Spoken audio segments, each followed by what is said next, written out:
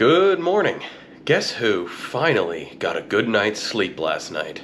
I know, it's taken a while, but man, I feel like I've had cataract taken off my eyes. It's incredible.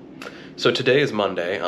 This is the day when most of the tourist stuff closes, sort of the weekend for tourist stuff. So I'm gonna visit a couple religious centers, probably a plant nursery. We'll see if I have time.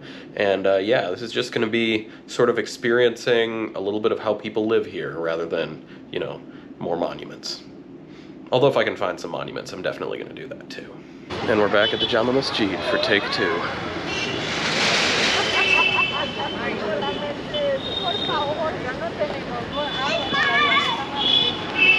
So Jama Masjid was built by Shah Jahan, the same guy who built the Red Fort earlier, and it sort of served as the coronation spot of all the Mughal emperors from 1656 until the end of the dynasty.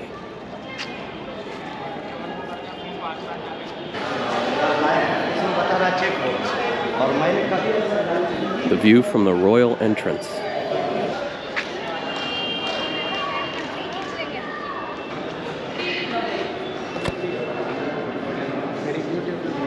It is.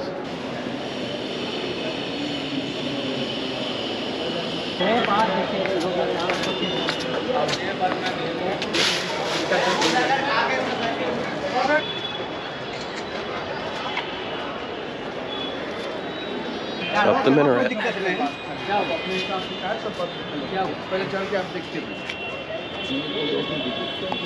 You can see the Red Fort off in the haze.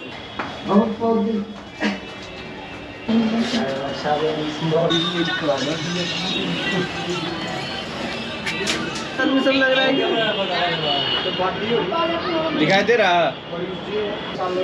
Red Fort is so massive, isn't it? Alright, so that's the Royal Gate. You can sort of see on either side of it off in the haze the gates of the Red Fort. That's where the king would come through. There's the pool where Muslims are required to wash themselves. And then here's the actual mosque, inside of which the imam would stand during the prayers in the service. Over here, this is the old market. As you can see, it's thronged with traffic now. That street stretches off toward places like Jawahar Hotel and some of the most famous restaurants in Old Delhi. Places that I would visit if I had more time. Now I'm heading to the Gurudwara Bangla Sahib, one of the largest and most impressive Sikh temples in the world. I'm probably not allowed to film inside, but I'll try and get some good shots before I go in there and eat.